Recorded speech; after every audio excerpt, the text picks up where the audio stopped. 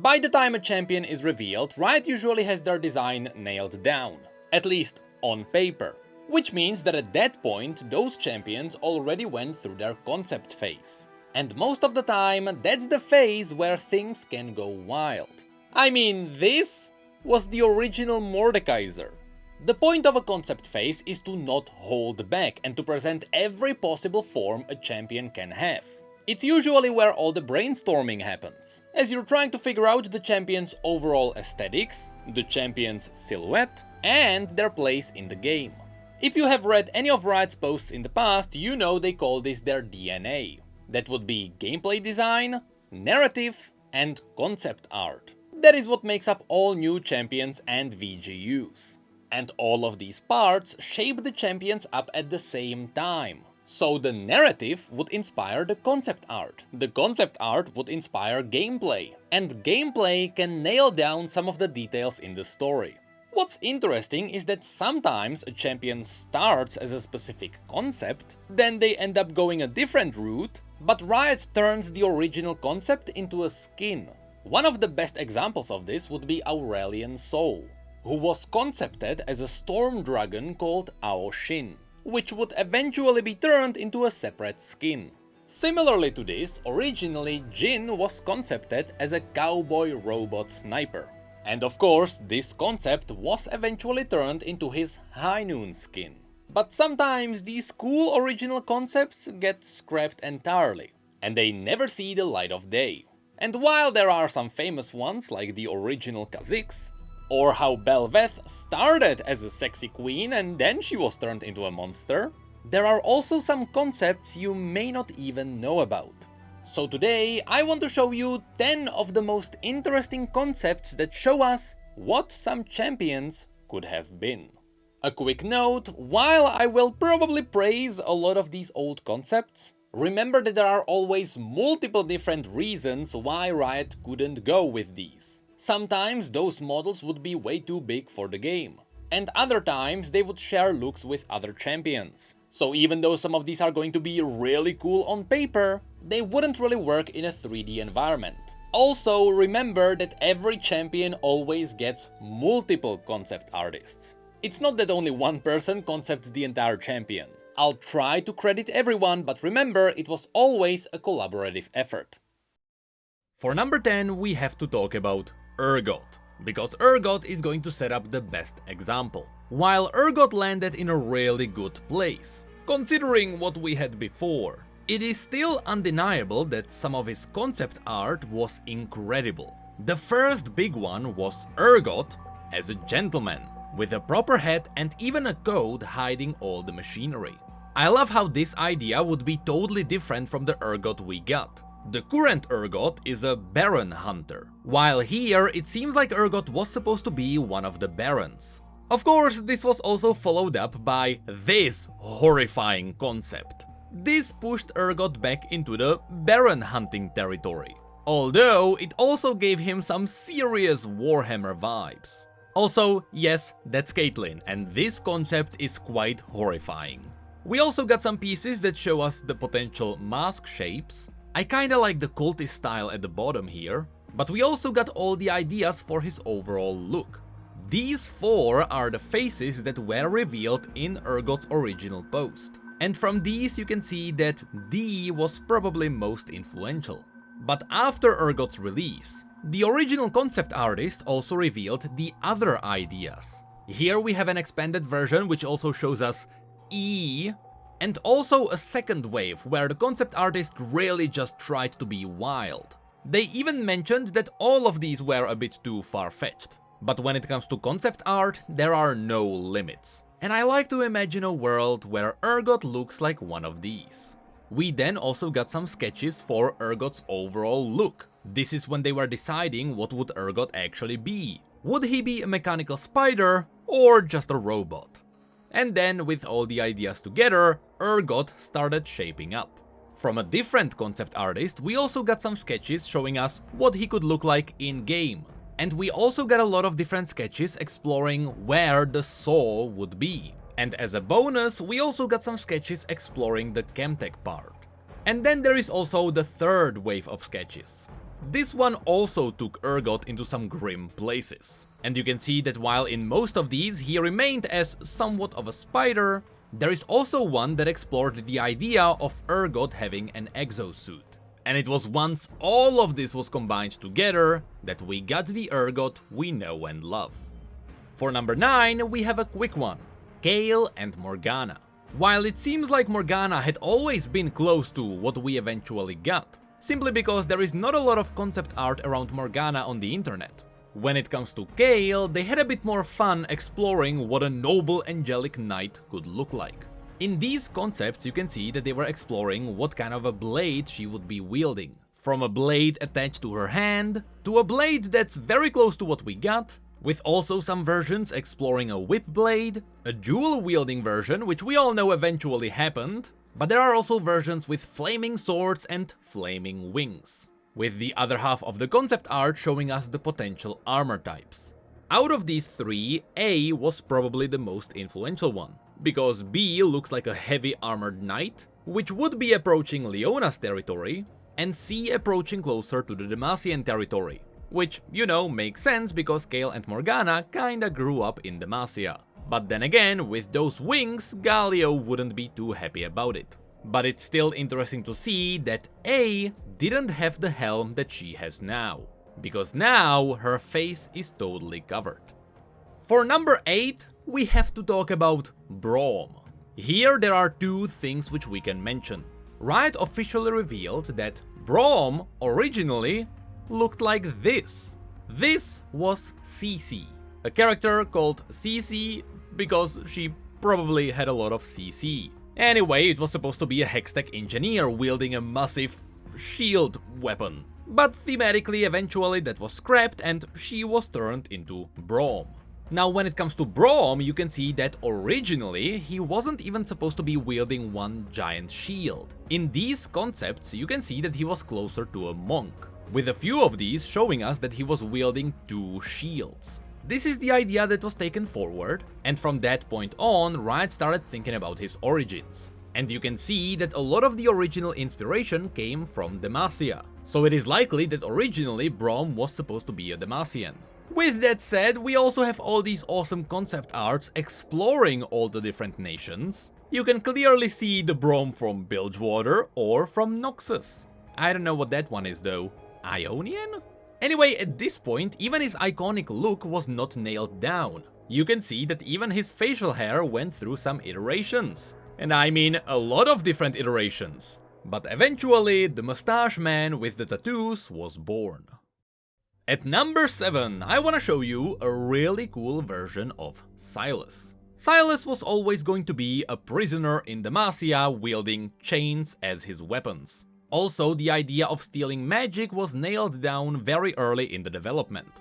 In some of the early concepts, you can see that they were also thinking about turning him into a woman. You can also see that one version of him had what seems to be hextechy augments, but most importantly, you can see that in all of this art, he had glasses. As the concept art went further, you can see that the glasses remained on his face. And this aesthetic just kept going further and further. Riot also experimented with the idea that his chains would change colors depending on what ultimate he would steal. In this graph you can see all the colors that would correlate with all the different kinds of ultimates. And while this idea would be really cool, this would make Sylas really complicated. As every time a new champion would be added into the game, Riot would need to remember to also set that new champion as a type of an element. Only because of Sylas. So I understand why that didn't go through. You can also see that most of his spells were still themed around chains, but he was also supposed to shoot out magic. We also got a version of young Sylas. In this concept, he was not really supposed to be the kid that was kinda bullied by the Mage Seekers. Instead, he was like a rebel leader. But yes, then when it returns back to the adult version, once again he has the same glasses. So up until the very last moment, Sylas wearing glasses was canon. Also, apparently as a fun fact, for about 24 hours, Riot was set on giving Sylas a pet lizard. But after 24 hours, that was scrapped. As number 6, we have to talk about a legendary one. The original concept of Sett. Sett's concept art is really well known for one reason. He could have been so many different things. These were the original 4 ideas. He was either supposed to be the aspect of might, similar to the aspect of war and the other aspects, or he was going to be a Piltover robo-butler, probably similar to Bob from Overwatch. Then there is also the Vastayan gangster boss, which is extremely close to what we eventually got. And lastly, there was the Darkin behemoth, which is the one a lot of people cried about. From these, after Riot settled on the Vastayan boss, we got 3 more concepts. In the first one, he was far more human and less Vastayan, with 4 human arms, which, as funny as it sounds, is not very typical for Runeterra. B is the version we obviously got, although without the tail, perhaps because Riot was trying to avoid Ahri's aesthetics, with C perhaps being the most boring one. Then again, what we eventually got is a combination of B and C. I also quickly wanna mention that if we go back to the original concepts, the Vastayan gangster boss has these arms floating around him. What's interesting about this concept is that Riot eventually turned this into a skin. Specifically, it seems like this one inspired the Cell skins in Wild Rift, where Sett has those massive arms that help him fight. So Riot, next I would like to see the aspect of might, please. For number 5, we have to talk about Xayah. During her early concepts, we got some of these. A version that looked more like a demon hunter. As you can see, according to the notes, she was supposed to be an ex-purifier, with purifiers being early versions of the sentinels. So yes, Xayah was supposed to be a sentinel. The second version is a vampire hunter. This one would be a lot closer to someone like Vayne. And then with the final 2 versions being what we got now, a void hunter hunting void monsters. Although, as you can see, for the majority of the concept art, Xayah was actually holding a gun. In the next version, they were exploring the AD carry aesthetics, which means that in the first one she was holding a proper rifle. In the second one, we got the version that we got now, which is her shooting from her hands, with the final version being heavily influenced by the Metroid series, which of course Xayah was always kind of themed on. As you can see in the next one, for a while Riot was actually set on the idea of Xayah wielding a rifle, although the rifle would be fused with her arm. And in these concepts you can see what it could look like. However, eventually that idea was scrapped and we went back to the previous concept. I have to say, I really like this one, but I understand why Riot gave her the weird shoulder cannons. It's because they had to give her a different silhouette. Also, I like this concept art exploring her facial features. As you can see, she was supposed to be a lot more scarred and grim compared to what we actually got. And as a bonus fun fact, Xayah was born from a champion known as Hive.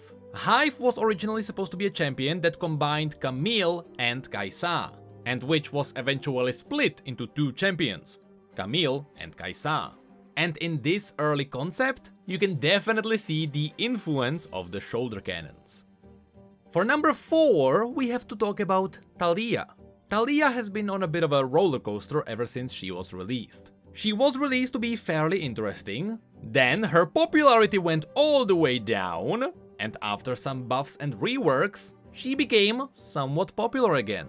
So even though some people didn't like the original aesthetics, as you can see, Taliyah was always very close to what we got. Some of the early concepts gave us some of these. You can see that 2 main concepts dominated, being either a storm mage or a stone mage. Although in a different wave of concept art, we got some wild exploration of what an elemental mage could be like, with most of these looking either Ionian or Shuriman.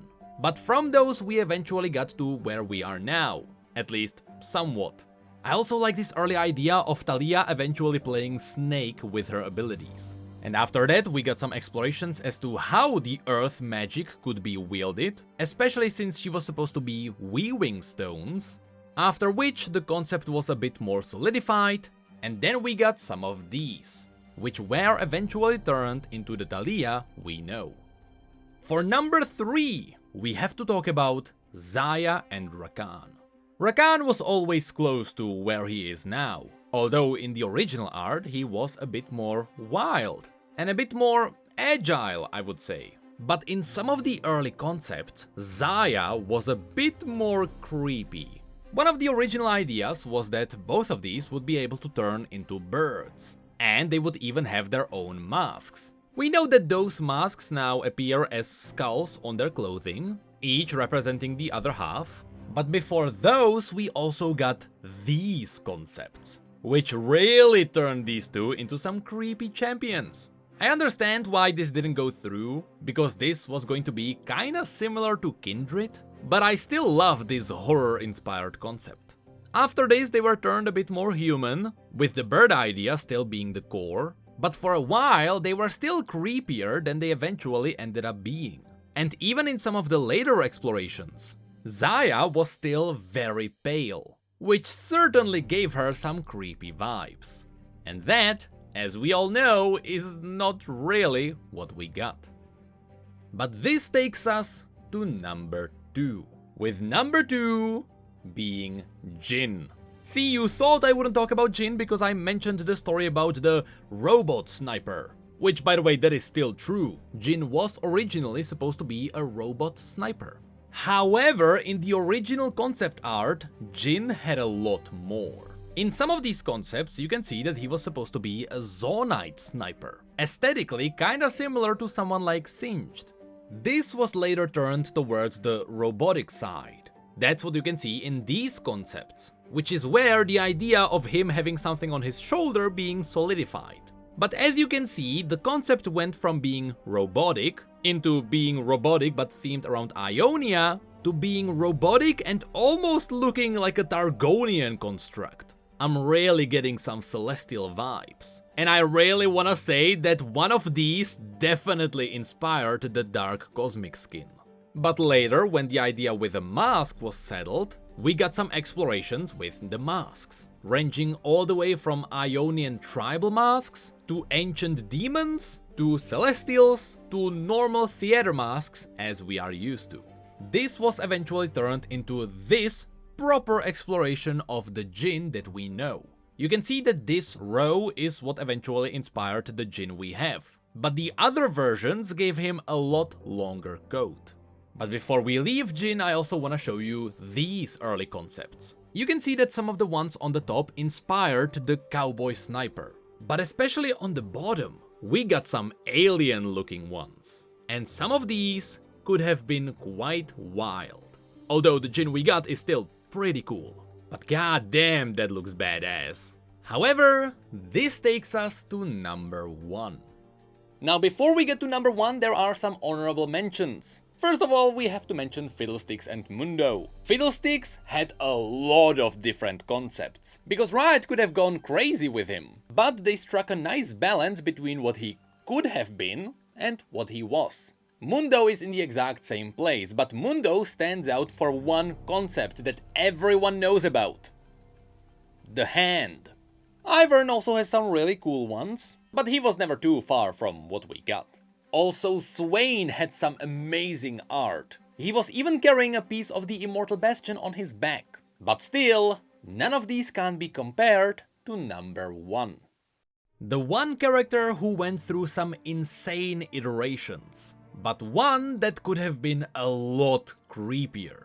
When people talked about the Ruined King, which was a character established in the lore for quite a while, most people imagined him as a bearded wise king that kinda went mad. But that design would arguably be quite boring, which is one of the reasons why Riot didn't go with it. But also, during the development of the Ruined King game, it was Riot in collaboration with Airship Syndicate who were going to design Viego, the Ruined King. At this point, Riot already knew the overall story of Viego. They knew that he would be young and arrogant, so that's why they went with the design they went with. Which is also a design that not many people expected. However, we can still go and have a look at some of the original creepy king concepts. In these, you can see how Riot focused on the proper undead king. Of course, all of these have blades because Blade of the Ruined King was also known for a while. And while these were more focused on the horrifying part, with Viego being either really undead or somehow morphed by the undead souls. In these other versions, they were leaning more towards the noble king. But as you can see, either the design was a bit boring, with just a normal king with a sword, which wouldn't be too different from someone like Garen, or really any stereotypical mage, or the design was just way too big to be used as a champion.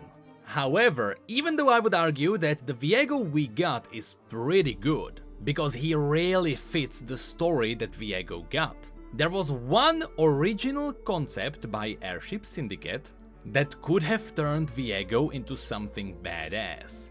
And it was probably something they didn't go with only because it was close to Mordekaiser. But in one of the concepts, Viego was supposed to be an armored king who wielded the tombstone of Isolde as his blade. And I have to say, this is an incredibly badass design.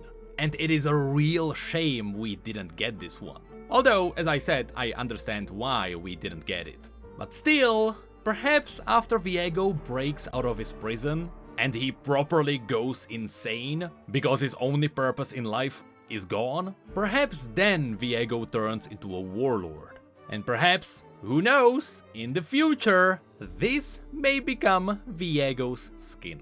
I know it's far-fetched and I know it's not gonna happen, but I'm kinda known for my copium. And that was the 10 most interesting concept arts for champions that I wanted to show you. As far as I'm aware, all of these should be official. Hopefully I didn't sneak in some fan art. And by official I mean concept artists that worked for Riot. And of course, as I mentioned, a lot of these concepts just wouldn't work in the game. Sometimes something looks really cool on paper, but once you turn it into 3D, it is not as cool.